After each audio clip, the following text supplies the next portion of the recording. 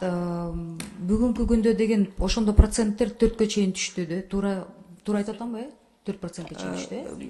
8 анан 4. Жеткиликтүү ипотека бар. Бул мамлекеттик бюджеттик сферада иштеген жарандарга 4%, жылдык 4% менен 25 жылга чейин берилет.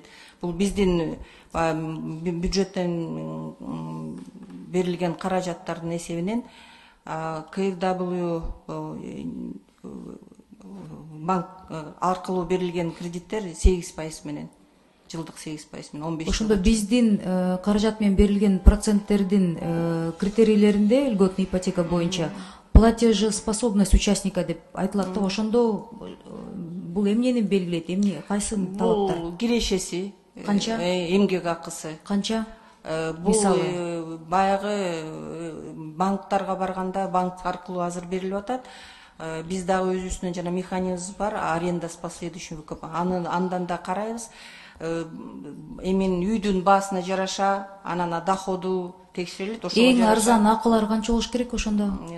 Азыр 20 000, 15 000 болсо деле 25 жылга чейин мүмкүнчүлүк бар да насыя алганга. Ошон үчүн кайрылып атышат, алып атышат 15-20 000 менен эмгек акысы болгондор. Эң аз дегенде 15 000, 15 000, 20 000 Менин негизи бир комнат батирлерге мүмкүнчүлүгү болуп атышат. Мен бул суроону эмнеге берип атам? Анткени первоначальный взнос бар, анда деген эң жок дегенде 15 000 сом расмий түрдө акын алыш керек экен, расмий түрдө, туурабы? Бизде мисалы, у нас же есть еще сфералар, где зарплата 15 000 сомго жете элек. Маданият мисалы, библиотекада иштеген жарандар ала албайт экен, ошондо бүгүнкү күндө ошондой. Жок, азыр тиги алардын баягы үй бүлөсүндө совокупный баягы кирешеси болот да, ошол кошулат. Ошону санап туруп баягы үй бүлөнүн мүчөлөрүнө бөлөт. Ошол менен ошо баягы критерийлер менен каралат да.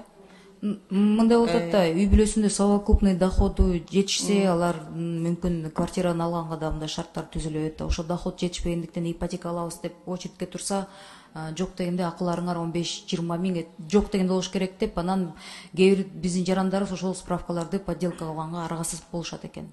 Сөзүн ачып, башка жерден справкаларды сүйлөшүп алып келишет экен. Бул сизде күнөө жок мүмкүн, бирок деген ошону мамлекет, ошол саясат ошол жагынан караш керек. Анан карыздарды кечкен банк боюнча да, ошондо Германский банк развития 2019-да 15 скорый помощь алып турбуз, 1 миллион евро, туурабы? 1,5 миллион евро, 1 миллион еврого. Ошондо Руслан мырза, сиз билесиз да, ошону немистер кечти, унутушту, кандай болду ошол ызычуу? Анткени иш козголгон, мен билишимче 15 скорыйды саламаттык сактоо министринин балансына алынган жок. Немистер алып бердик деп тапшырышты. Орто жолдо бул машина кайда турат азыр 15 скорый? Эмне болду? Пандемия учурунда тараталы дегенде да мындай кыйын убакта таратып, бирок кайра тиги складка алганбыз деген сөздөрдү мен билем, иштеген билем да. Бүгүнкү күндө тагдыр кандай болот атат ошол 15 машиненики? Чындыгында сиз туура айтасыз. Бул боюнча азыр ошо териштирүүлөр жүрдү. КФW менен Германия менен сүйлөшүү жүргүзүлүп атат. Уруксат берсеңиз биз кат жүзүндө даярдап берели. Себеп дегенде мен азыр ошо бул суроого даяр эмесмин да.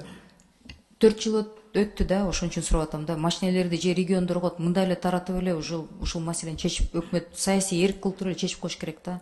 Же ары же бери эмес болуп атат. Анан Айыл чарба министрлигиндеги ушул немис өнүгүү банкынан берилген кредиттер боюнча биринчи фазасы 2020 жылы 9 миллион евро фермерлерге деп техника алууга берилиптир да. Ошол кредит каяка жумшалды, кандай бөлүндү, айтып бересиздерби? Бизде эми айыл чарба жаатында аябай ызычуу болуп атат да, билесиздер. Фермерлер боюнча жакында эле бир чоң ызычуу парламенттен уктуңуздар. Бул жерде өкмөткө 9 миллион евро келиптир. Бул кандай бөлүндү? Кимге кетти? Же поддержка бюджета деп кайрада эскиче ошого бөлүнүп калдыбы? Жок, бул айыл чарба менен иш жүргүзүлүп атат. Бул долбоор ишке ашып атат.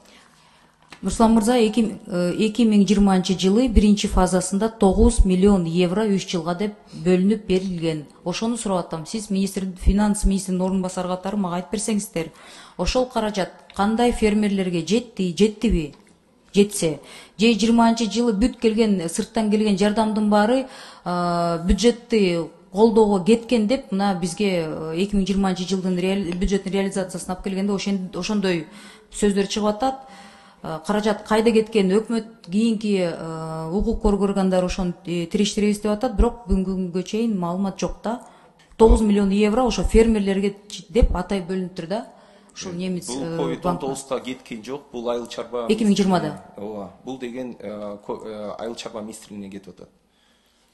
Ошондо фермерлерге кете турган каражат бөлүнүп бериптир, Анда биз буну айыл чарба министринен тактасак болот, кимге бөлүнгөнүн. Барбы? Айтып бербей, эмне унчукпайсыз анда, айтпайсыздарбы? 9 миллион евро бөлүндүбү, кайсы фермерлерге бөлүндү, кайсы областтагы фермерлерге бөлүп бердиңер? Именно фермерлерге айыл чарба техникасын алууга деп немистер 9 миллион евро бериптир. Кичи пайыздар менен субкредитке берилине турган 3 жылга деп бөлүнүптүр да. Эмне болду ошол каражат? Айыл чарба министринин орун басарлары бар болсоңуздар айтып коюңуздарчы. Саламатсыздар, урматтуу депутаттар. Саламатсыздар, урматтуу Элбира Жагалбековна. Саламатчылык. Сиздин аты жөнүңүздү айтып коесузбу? Нурлан Шерипов, айыл чарба министринин орун басары. Биз сизге бул маалыматтардын баарын тактап кагаз жүзүндө жооп беребиз. Мага анда деген жазуу түрдө деген кайсы жакка точно бөлүнгөнүн, ким, кайсы регион, кайсы район, кайсы область деп пофамильно, пожалуйста, тизмени алып келип бериңиздер, сураныч. Анткени бул биринчи фаза уже бөлүнүптүр, экинчи фазасы мына 10 миллион агросекторго деп эми бөлүнүп атат, туурабы? Урматтуу министрдин орун басары, Туура, колдойбуз. Бирок орто жолдо жанакындай чыккан маселени биз кредиттерди алып атабыз, кийин бул биздин келечек муундарынын мойнуна илинип атат. Бирок берилген каражат кандай сарпталганын отчет жок да. Мен ойлойм, мындан кийин биздин айыл чарба министрлиги гана эмес, жалпы кредит келген жаатында баардыгы отчет берүүгө көнөбүздөр деп. Рахмат.